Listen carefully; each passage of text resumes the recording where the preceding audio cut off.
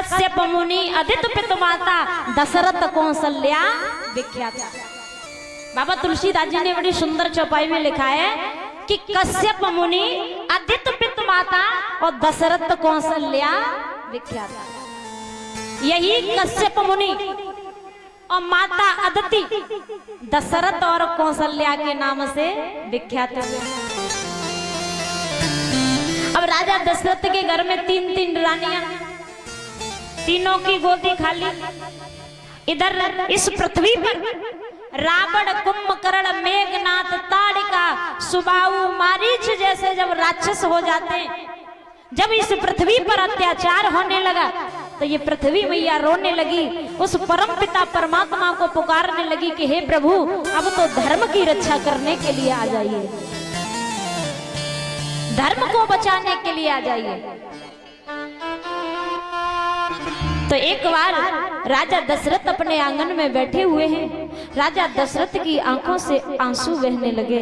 राजा दशरथ रोने लगे हैं कि एक बार भूपते मन माही, एक बार भूपते मन माही, एक बार भूपते मन माही,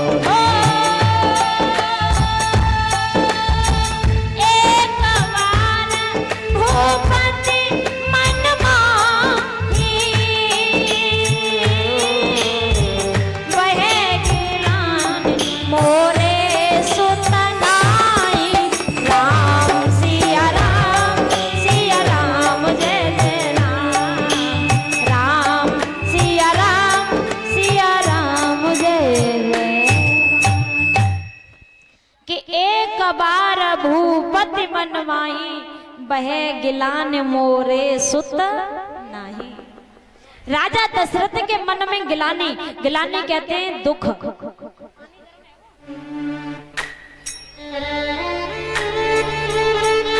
राजा दशरथ के मन में दुख हुआ कि मेरे घर में सब कुछ है पर लेकिन मेरा सूर्यवंश अभी अंधेरे से भरा पड़ा है।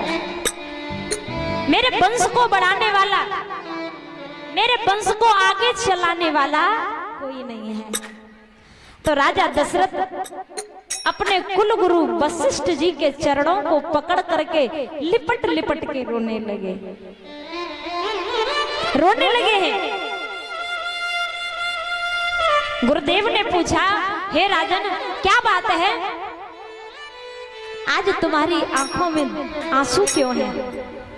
तो राजा दशरथ कहने लगे कि हे गुरुदेव मुझसे राजा मत कहो, मेरा तो साधारण नर कितना अधिकार नहीं है, मेरा वंश अभी अंधेरे से भरा पड़ा है। मेरे वंश को बढ़ाने वाला, मेरे इस परिवार को बढ़ाने वाला, इस सूर्य वंश को आगे बढ़ाने वाला कोई नहीं है। कि हंस कर कहा वशिष्ठ ने और राजन चिंता त्याग,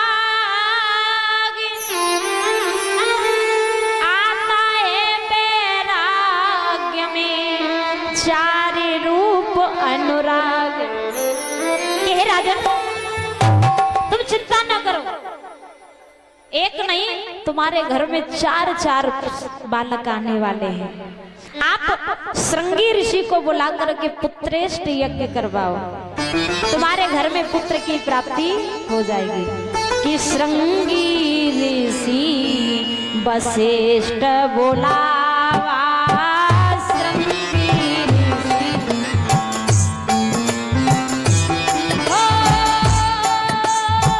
श्रृंगी ऋषि वशिष्ठ बुलावा,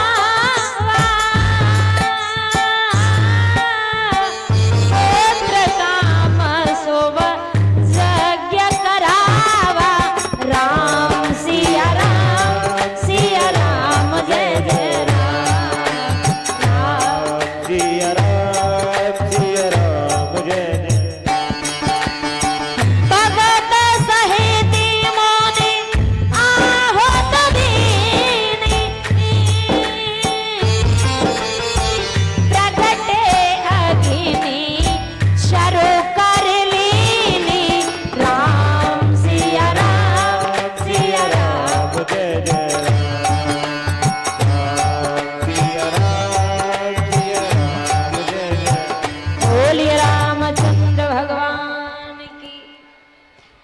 जो भी केला की प्रसादी भैया बांट रहे हैं और जो माताएं प्रसाद ले रही हैं, याद रखें प्रसाद कोई खाएगा नहीं, अपने अपने पास रख लेना।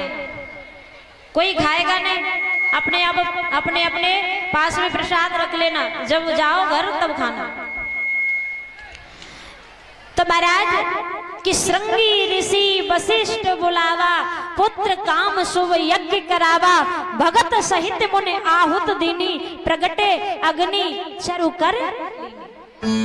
अग्नि देवता प्रकट हो गए, जिनके हाथ में चरु कहते हैं चावलों को और कर कहते हैं हाथों को। तो जिनके हाथ में चावल से बनी हुई खीर है, राजा दशरथ को वो खीर दी और कहा कि तीनों रानियों को ये खीर खिला देना, तुम्हारे घर में पुत्र की प्राप्ति हो जाएगी। तो राजा दशरथ खीर लेकर के सबसे पहले रानी कौशल्या के पास पहुंचे।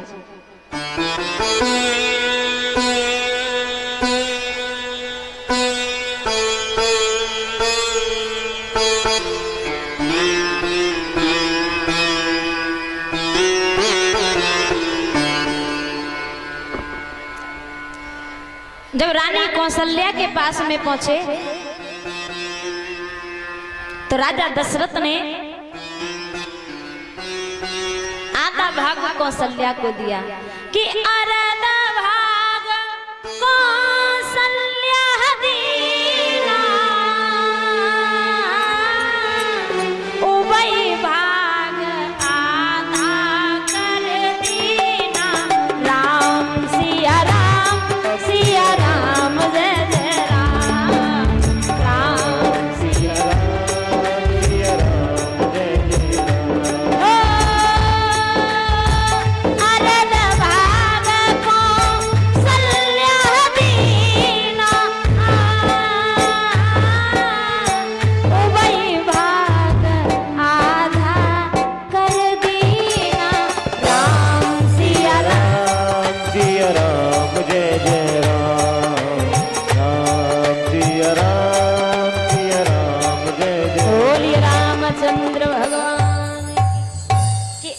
भाग कौशल्या दीना और उभय भाग आधा कर दीना।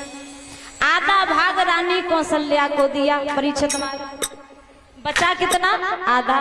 अब आधे भाग के फिर दो भाग हुए, तो आधा भाग कैकेयी को दिया, बचा कितना? आधा। अब आधे भाग के फिर दो भाग हुए और रानी कैकेयी और कौशल्या दोनों की सलाह से वे दो भाग रानी सुमित्रा को दिए कि अर्ध भाग कौशल्या दीना, उभय भाग आधा कर दीना। आधा कौशल्या को दिया, बचा आधा। आधे के दो भाग हुए, एक भाग कैकेयी को दिया, बचा कितना? आधा। आधे के दो भाग हुए, दो भाग सुमित्रा को दिए। जब तीनों रानियों ने खीर का पान किया तो तीनों रानी गर्भवती हुई। इधर पृथ्वी मैया जब रोने लगी तो भगवान विष्णु ने देवताओं से कहा कि जाओ और जाकर के पृथ्वी पर वानर ऋक्ष की सेना में घूमो। तो देवता वानर और ऋक्ष की सेना बन करके घूमने लगे, भगवान को पुकारने लगे, प्रभु अब तो हमारी आंखें तरस गई, दर्शन आ जाओ, अब तो आकर के दर्शन दो। तो सबसे पहले परीक्षित महाराज चैत्र के महीने में शुक्ल पक्ष में तिथि नवमी के दिन के 12 बजे, ना ज्यादा धूप है, ना ज्यादा गर्मी है और ना ज्यादा सर्दी है, बीच का